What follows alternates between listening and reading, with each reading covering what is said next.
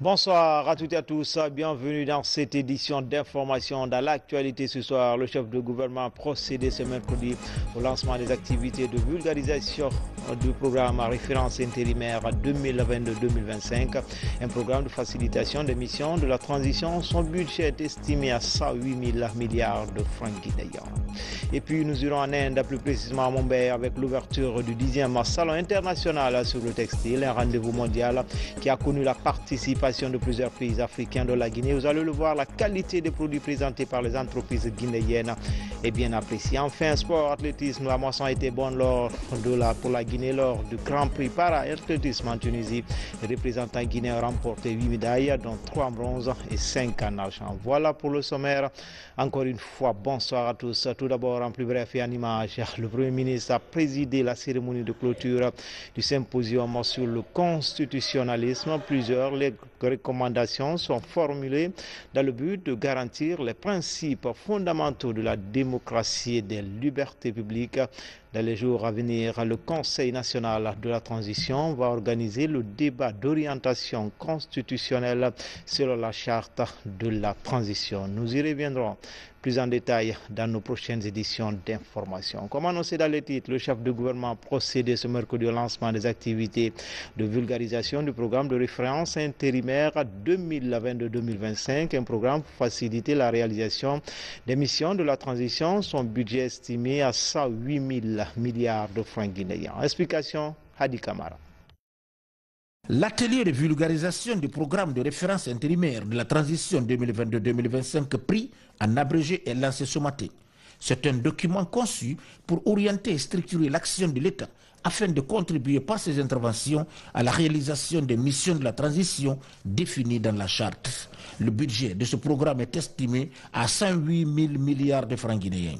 Le programme de référence intérimaire 2022-2025 a été adopté par le Conseil national de la transition et promulgué comme loi de l'État par le président de la transition, chef suprême des armées, son Excellence colonel Mamadi Doumbouya, le 30 décembre 2022. Pour les autorités nationales, 4 finalités sont attachées au prix, à savoir décliner de manière opérationnelle la feuille de route du gouvernement en action cohérente dans les différents secteurs, disposer d'un référentiel unique pour l'allocation des ressources budgétaires, doter le pays d'un outil de dialogue avec ses partenaires au développement et définir un cadre de suivi et d'évaluation de la mise en œuvre des actions découlant de la feuille de route. Le programme disposant d'un référentiel unique pour l'allocation des ressources budgétaires aura un support permettant de dialoguer avec les partenaires techniques et financiers qui déjà s'engagent à apporter leur soutien.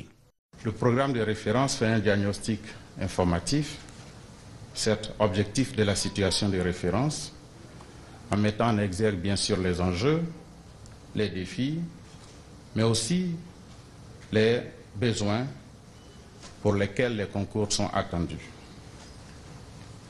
Nous comprenons tous que ce programme est adossé au document stratégique prospectif de référence.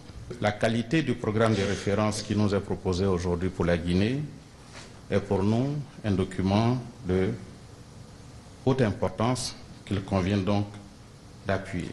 La vulgarisation de ce programme requiert la mobilisation et l'expertise de tous les acteurs en vue de conforter le gouvernement dans son engagement résolu vers l'émergence. Les ateliers de vulgarisation ont pour objectif principal de permettre aux acteurs de favoriser l'appropriation et l'adhésion de toutes les parties prenantes au prix. Autorités, services techniques sectoriels, collectivités locales, universités, partenaires techniques et financiers, j'en passe. Spécifiquement, le prix vise à présenter les fondements et les principes directeurs ainsi que les actes sur lesquels repose le prix, notamment partager avec les départements sectoriels le point d'ancrage de leurs stratégies et programmes dans le prix, partager avec les services techniques régionaux préfectoraux et les collectivités le lien entre le prix et les plans de développement locaux. Après avoir procédé au lancement de l'atelier du programme de vulgarisation du prix, le Premier ministre souligne que le gouvernement, sous la direction du colonel Mamadi Doumbouya, est en parfaite synergie avec les populations. C'est pourquoi tous les actes posés tiennent compte de leurs préoccupations. Au palais de la Colombe de Boulbine, les acteurs impliqués dans la vulgarisation des résolutions issues du cadre de dialogue interguinéen sont venus rencontrer le chef du gouvernement, Dr Bernard Goumou, les a exhortés au renforcement de la collaboration pour une meilleure coordination des activités. Ousmane Bangoura. C'est la toute première rencontre des membres du comité du cadre de dialogue inclusif interguinéen avec le Premier ministre chef du gouvernement. Ils sont venus écouter le Premier ministre Dr Bernard Goumou afin de recevoir les instructions avant la mise en œuvre de ces 35 résolutions issues du cadre de dialogue inclusif interguinéen. Durant le processus du cadre de dialogue inclusif interguinéen, nous facilitatrices sommes efforcés de structurer les discussions de telle manière que les participants puissent donner leur opinion, évaluer leurs choix et sélectionner les propositions qui satisfont l'intérêt de toute la Guinée. Nous apprécions à sa juste valeur votre soutien et votre foi dans le dialogue. Nous comptons sur vous pour le suivi des résolutions dans les institutions, les administrations et à travers une large vulgarisation à Conakry et à l'intérieur du pays. Le ministre de l'administration du territoire et de la décentralisation a saisi l'occasion pour rappeler la mission assignée au comité dans l'intérêt du peuple. Le Premier ministre a, au nom du gouvernement et du chef de l'État, réitéré encore l'engagement du gouvernement à poursuivre la discussion avec les acteurs sociopolitiques conformément à l'article 77 de la charte de la transition, mais aussi la main tendue toujours du gouvernement vers les autres acteurs sociopolitiques qui n'ont pas participé à la première session du dialogue, les réaffirmer et les réitérer tout l'engagement du gouvernement à le recevoir dans les prochains jours lors de la session du cadre de dialogue qui se tiendra. Le Premier ministre Dr Bernard Goumou a insisté sur la nécessité de promouvoir le renforcement de la collaboration entre les membres pour mieux coordonner les activités. Je tiens encore une fois de plus à vous renouveler mes félicitations pour la confiance placée en vous, pour la mise en œuvre des résolutions issues du cadre du dialogue inclusif interguinéen. C'est vrai, votre mission est d'un grand enjeu pour la Guinée. Il s'agit de notre devenir commun, parce qu'aujourd'hui nous sommes en train d'écrire une histoire exceptionnelle pour notre pays. Il requiert donc encore une dose de patriotisme. Mais le président du CNRD, président de la transition, chef de l'État, chef suprême des armées, accorde une attention particulière au fonctionnement du comité. Je veux parler du comité de suivi de la mise en œuvre des résolutions du cadre du dialogue inclusif interguinéen. Il vous souviendra de la diligence avec laquelle il a pris le décret de mise en place de ce comité permanent des résolutions du cadre de dialogue inclusif interguinéen seulement 6 jours après la présentation du rapport final du cadre du dialogue. La vulgarisation que nous devrons mettre en place va permettre d'atteindre l'objectif final de ce cadre du dialogue.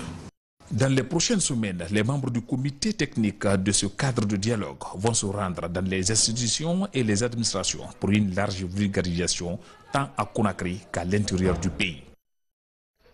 En région forestière, la campagne de vulgarisation des assises a été également lancée la semaine dernière. Elle s'étendra sur 10 jours et devrait permettre aux membres des commissions nationales et ceux des commissions préfectoraux de partager avec les populations à la base le contenu des 45 recommandations retenues lors des assises nationales. Mohamed Salioupaï, lancé Kamisoko.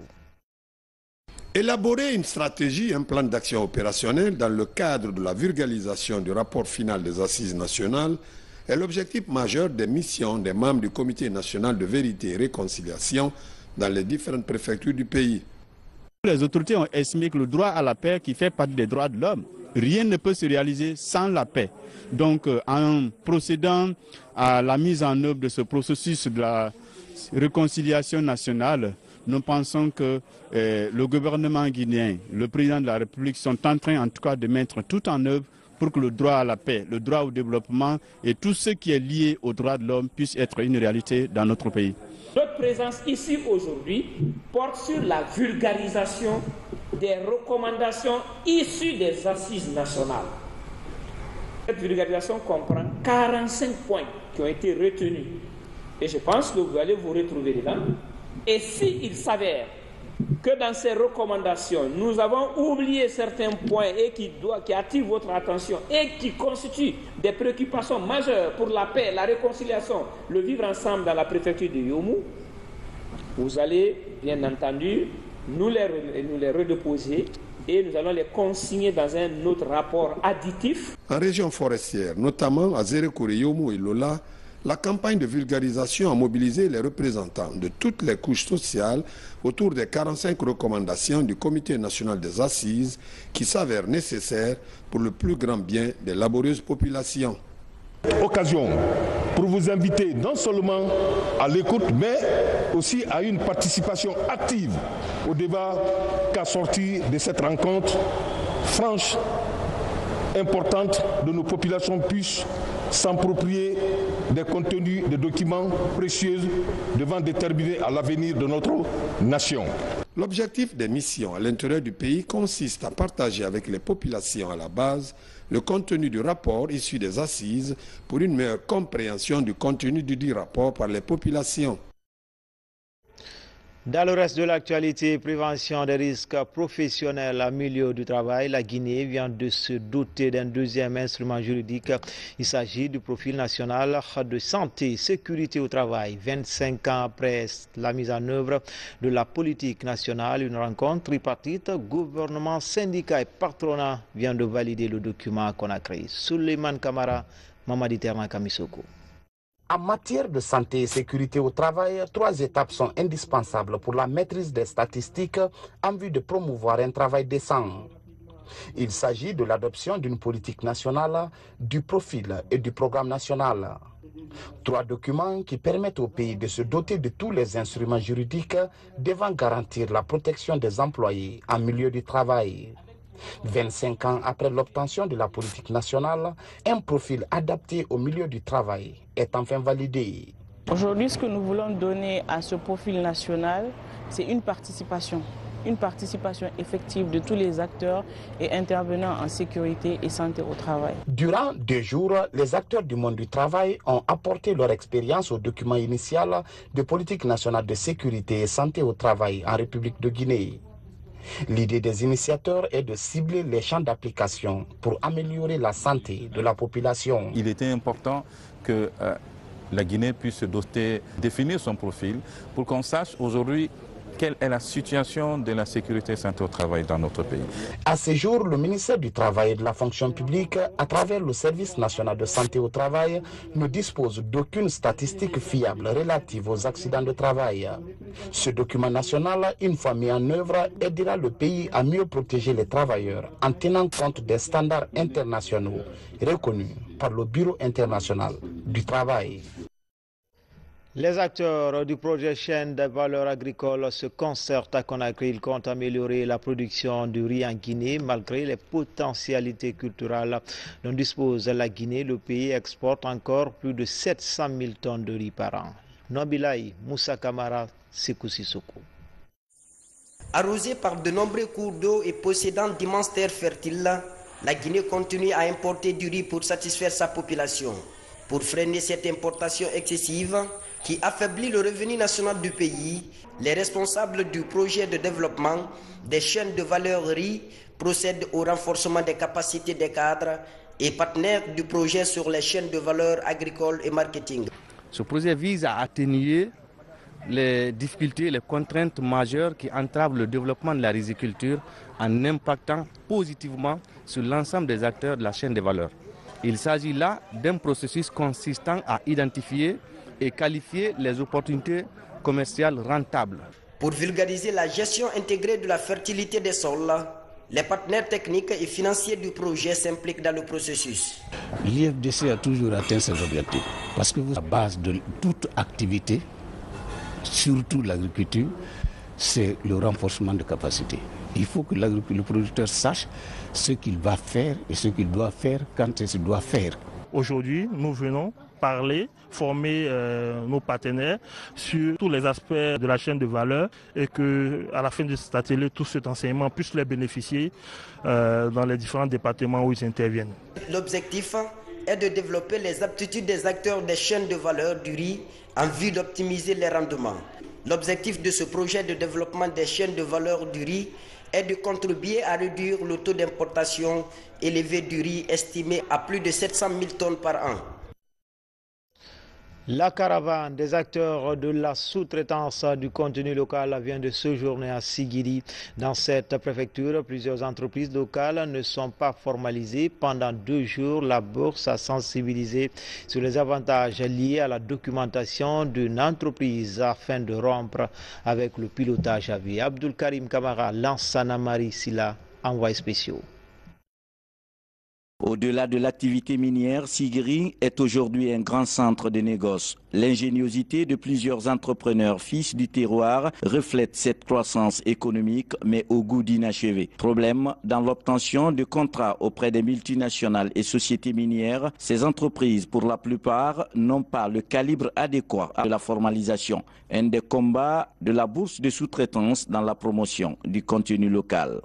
Il est bon d'entreprendre dans ce qu'on aime. L'appel que je lance à la bourse de sous-traitance, c'est de tenir souvent ce genre de rencontres, à les expliquer encore une fois de plus pourquoi les gens doivent adhérer à cette idée. Vous allez voir la majorité des entreprises que nous rencontrons, ils n'ont non seulement pas de RCCM, ils n'ont pas de statut. On ne peut pas s'engager parce qu'il n'y a aucun document juridique qui soutient quand même que l'entreprise a les compétences qu'il est en train de nous déclarer. Face à ces entreprises locales à Sigiri, les acteurs de la bourse de sous-traitance expliquent tous les avantages qu'une entreprise peut avoir quand elle est formalisée. Des sensibilisations en appui aux réformes engagées par l'État dans l'obtention de ces documents d'accompagnement. Parce que c'est vrai qu'en parlant de contenu local, on parle de PME. Donc voilà pourquoi aujourd'hui la bourse a fait cette caravane. C'est pour recueillir ces différentes entreprises, faire un diagnostic pour ces différentes entreprises et voir quels sont les thèmes de formation que la bourse peut mettre en place pour ces différentes PME-là pour qu'elles puissent avoir plus de chances d'avoir des contacts de sociétés minières. Il ne s'agit pas seulement de dire venez vous formaliser, c'est aussi orienter et les montrer quel type d'entreprise est adapté à leur activité, quelles sont les procédures, où aller se formaliser. Et c'est ça notre rôle dans cette caravane. L'initiative de la caravane de la bourse de sous-traitance est une proposition qui a été soumise au projet de gestion des ressources naturelles, minières et de l'environnement. Un projet financé en prêt et en don à hauteur de 39 millions de dollars par la Banque mondiale.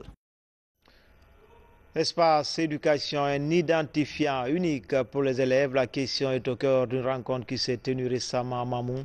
Le ministère de l'enseignement préuniversitaire est à pied d'œuvre pour gagner ce pari. Des cas de services déconcentrés sont outillés à l'utilisation des tablettes d'enrôlement des élèves et du personnel. Abdulaziz Baldé, du retour de Mamou. L'identification nationale des élèves est l'une des actions phares du département de l'enseignement préuniversitaire. À travers cette approche, les acteurs de l'éducation se donnent rendez-vous à Mamou. Maîtriser les effectifs des élèves et du personnel avec une base de données centralisée constitue aujourd'hui un aspect fondamental pour éviter la fraude dans l'enseignement-apprentissage. Cette fraude a plusieurs impacts, c'est-à-dire que d'abord les redoublants qui vont quitter d'une ville à l'autre, qui ont été redoublants et qui viennent refaire une nouvelle situation, une nouvelle identité s'il le faut.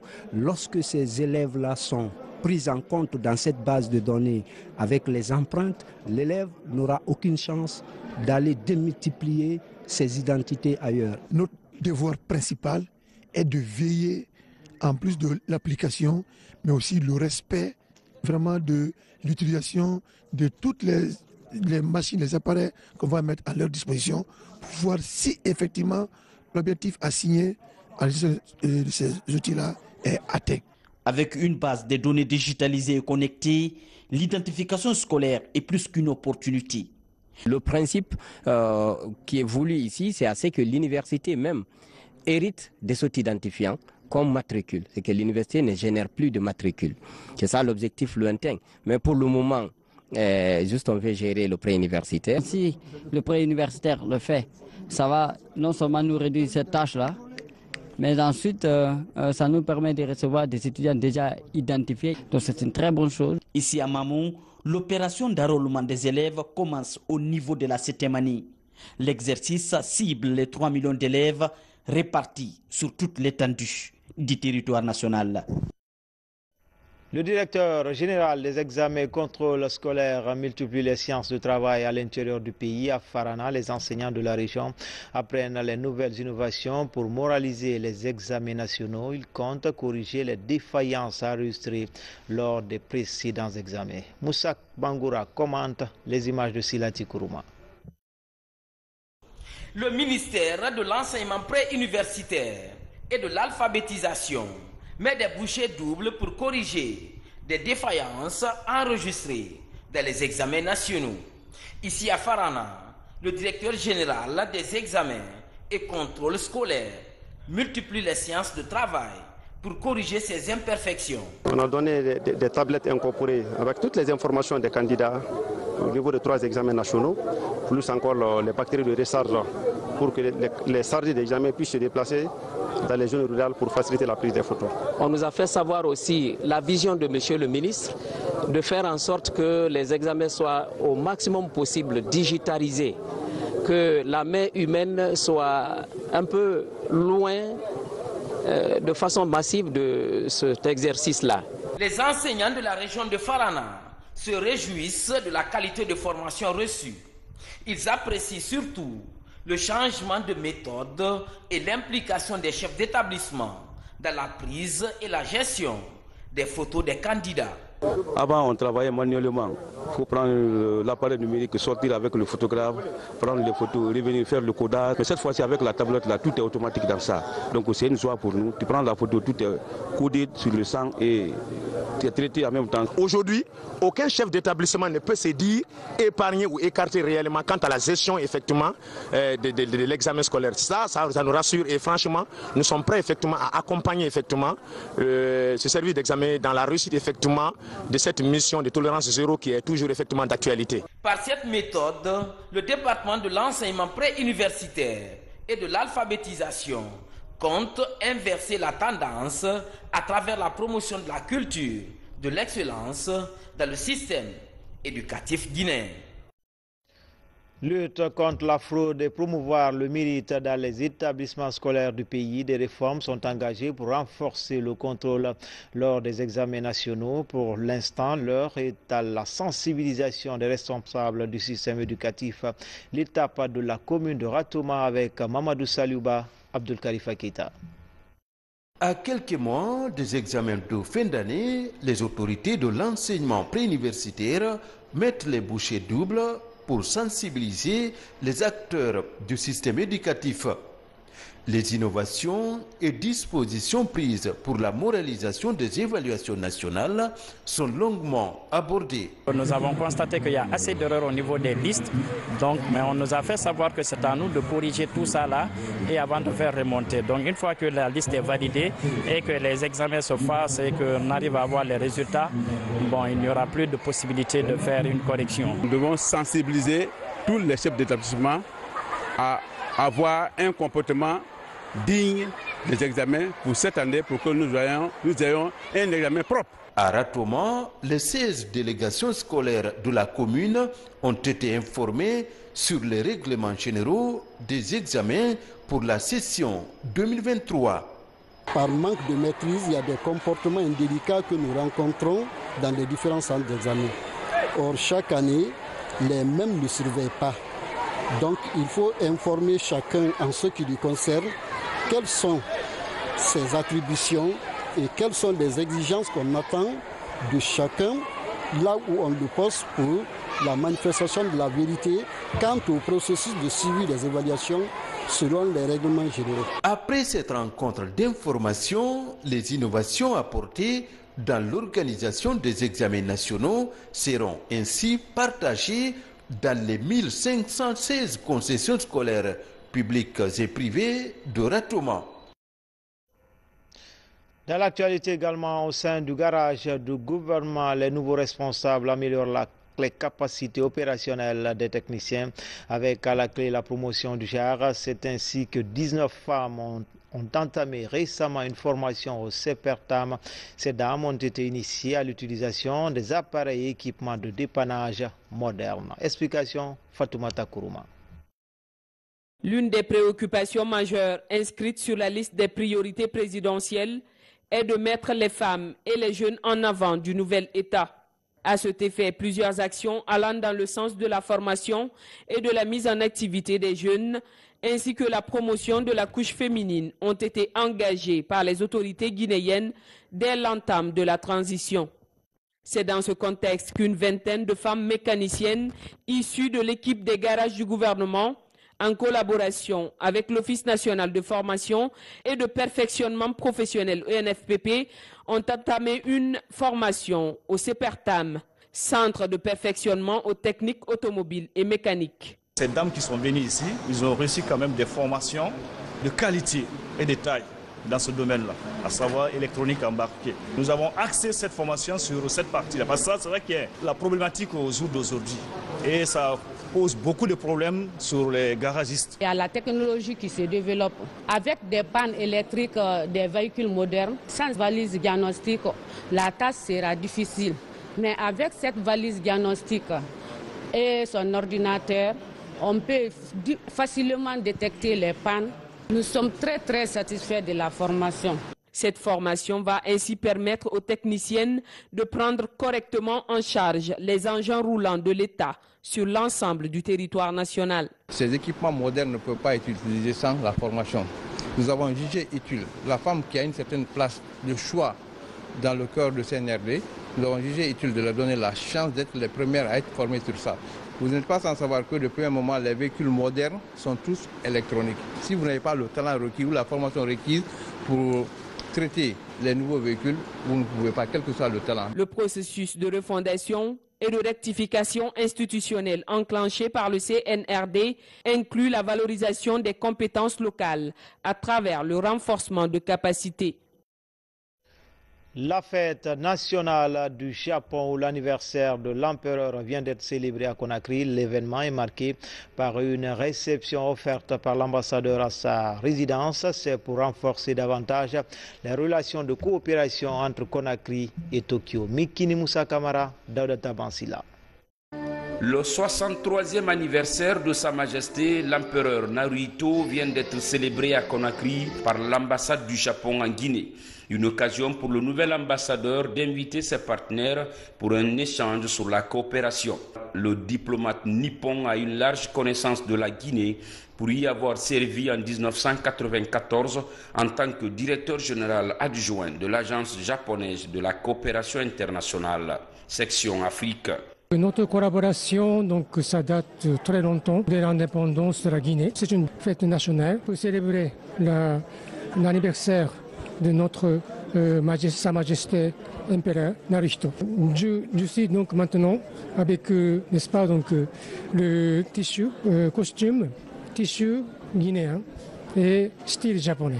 Le pays du soleil levant est parmi les partenaires privilégiés de la Guinée. L'archipel intervient dans la sécurité alimentaire, le développement des infrastructures économiques et l'amélioration des services sociaux de base. Mais au-delà, le gouvernement du Japon investit aussi dans le capital humain. Et vous avez constaté dans la foule aussi tout à l'heure la présence de beaucoup d'anciens étudiants guinéens que le gouvernement du Japon a bien voulu financer, sans compter les projets de financement dans le secteur de l'eau notamment de l'eau dans le Grand Conakry. Donc c'est tout un réseau de financement que le Japon a pour le gouvernement de la Guinée que nous sommes venus saluer aujourd'hui. Des projets qui se matérialisent avec récemment l'inauguration du port de pêche de Kaporo et ceux toujours en cours de réalisation tels que le pont sur la Sumba et l'Institut national de la santé publique à Wonkifon dans Koya. Ouverture à Mombé du 10e Salon international sur le textile, un rendez-vous mondial qui a connu la participation de plusieurs pays africains dont la Guinée. 3 entreprises guinéennes sont déjà sur place et vous allez le voir, la qualité des produits présentés est bien appréciée. Amadou Touré, envoyé spécial. Le textile guinéen à la conquête du marché international. Ici à Mumbai, ces motifs sont très appréciés à cette 10e édition de l'un des plus grands salons composites de textile en Asie-Pacifique. Il illustre l'immense potentialité du commerce bilatéral entre l'Inde et les autres pays du monde. La présence de ces exposantes guinéennes est un accompagnement du gouvernement à l'autonomisation des femmes. Une initiative du ministère du Commerce, de l'Industrie et des PME à travers l'Agence guinéenne pour la promotion des produits de l'exportation, Agipex. Nos femmes fournissent beaucoup d'efforts par rapport à l'entrepreneuriat, le textile et autres produits d'exportation, mais surtout pour le textile.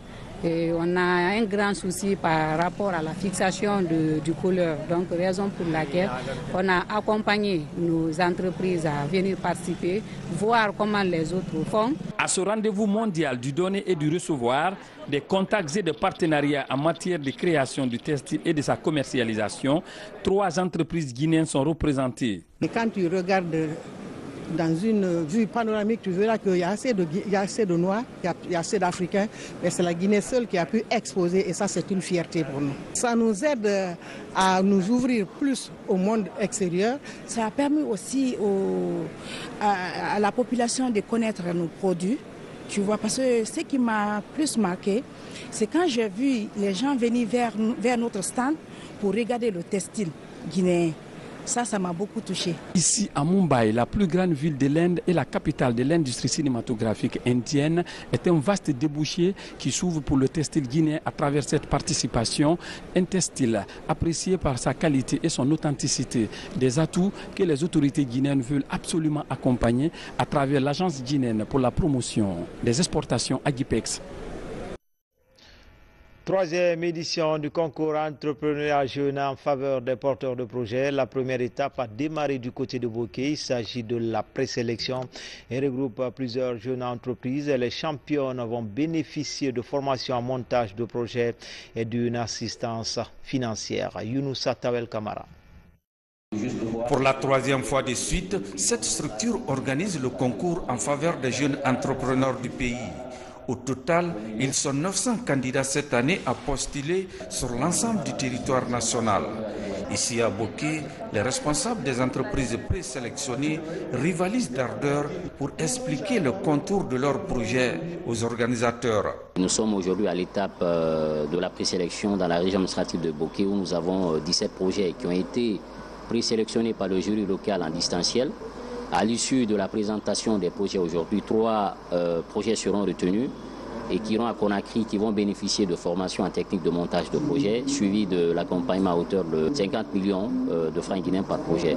Donc nous nous sommes donnés pour mission, leitmotiv, de réduire le taux de chômage des jeunes. Le grand concours entrepreneur jeune représente beaucoup pour moi. Je me dis que c'est un grand atout. Si tout le monde pouvait faire comme ça allait réduire beaucoup de choses. Ça allait réduire le chômage en même temps. En suivant attentivement la présentation de ces jeunes entrepreneurs, les autorités préfectorales de Bokeh présentes à la cérémonie sont séduites par le contenu de leur projet. Tout ce que nous avons vu, c'est dans l'agrobusiness, donc ça aide à réduire le chômage. Parce que, supposons les entreprises qui seront lauréats, ils vont être financés, ils vont employer d'autres jeunes. Au niveau des autorités, ce sont des batailles, c'est notre chemin de bataille. Parce que celui qui n'occupe pas de la jeunesse s'occupera de vous. Donc il faut trouver des mécanismes d'occupation et de réduction du chômage pourvu que la Guinée, qui appartient à nous tous, soit une Guinée prospère demain. Ce concours de jeunes entrepreneurs, dans sa 3e édition, regroupe les jeunes entrepreneurs des différentes régions du pays. Les fidèles catholiques ont entamé ce mercredi leur carême. À l'occasion, l'archevêque métropolitain de Conakry a prié pour la cohésion sociale. Dans son amendement aux instructions pastorales, il a demandé aux fidèles de poursuivre les œuvres d'évangélisation. Ces propos sont recueillis par Antoine Makolé, Saint-Martin Fascinadouno. Mandement de carême 2023. Bien cher diocésain, souvenons-nous ici que le carême 2023, qui commence aujourd'hui, nous invite à fournir plus d'efforts sur les nobles chemins de la conversion, de la lecture et de la méditation de la parole de Dieu, de la prière, du jeûne, de l'aumône, de la célébration de l'initiative des 24 heures pour le Seigneur, etc. Nous avons accepté aussi de choisir la confiance comme thème de cette première année de notre préparation spirituelle. La confiance à l'égard de Dieu, la confiance en soi et la confiance à l'égard des autres. Vous pourrez donc comprendre aisément que pour mon mandement de carême 2023, je vous propose le thème suivant. Le désert du carême, lieu par excellence de notre confiance et du renouvellement de notre amour profond au Seigneur Jésus. Joyeuse montée vers Pâques à toutes et à tous. Vous le savez déjà, nous sommes mercredi et c'est le mercredi des cendres, un jour qui marque le début du carême catholique comme partout dans les paroisses. À la paroisse bienheureuse Anne-Marie Javoué de Nongo, de nombreux fidèles ont participé à la messe de cet après-midi, messe pendant laquelle ils reçoivent les cendres sur le front. Abraham Christophe Conté. Les fidèles catholiques ont entamé 40 jours de jeûne et de prière à travers le monde en recevant les cendres. Ce rituel est appelé l'imposition des cendres. Par cette cérémonie, les chrétiens catholiques débutent les 40 jours de reconversion.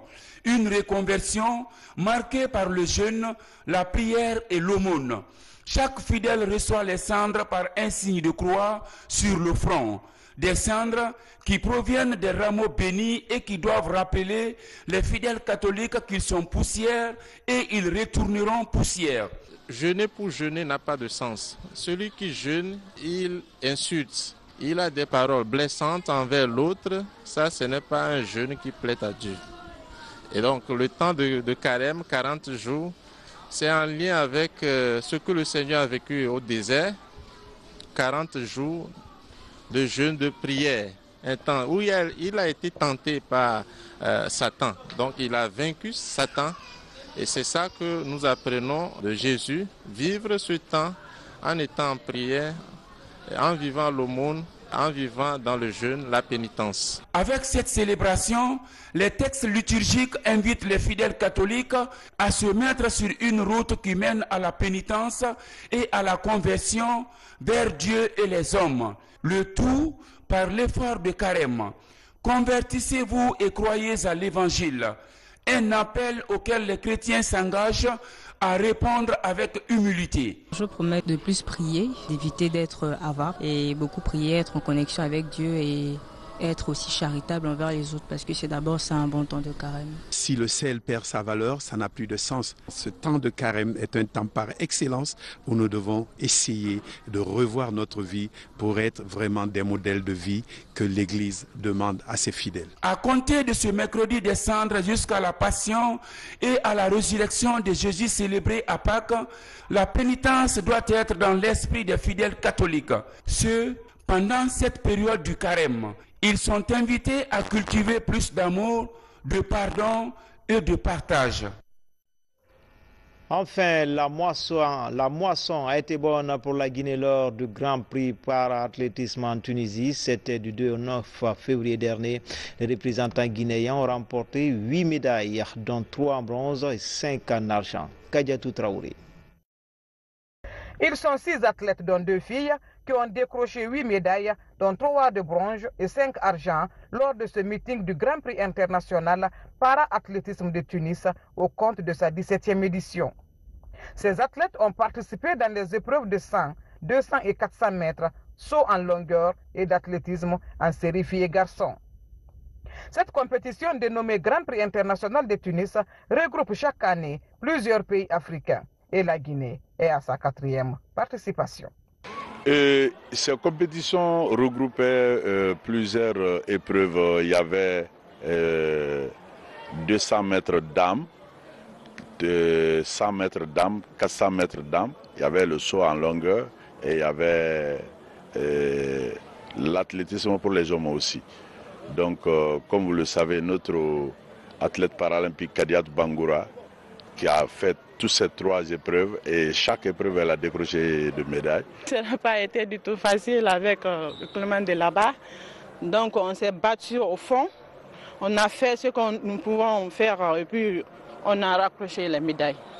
Sur les 5 athlètes, chacun a eu au moins une médaille. Au niveau du classement junior, l'Afrique noire, la Guinée occupait la première place à part des Maghrébiens. À la fin de cette 17e rencontre internationale para-athlétisme de Tunis, 2 athlètes guinéens ont été qualifiés pour les championnats mondiaux de prix à Paris en juin 2023 et les Jeux paralympiques Paris 2024.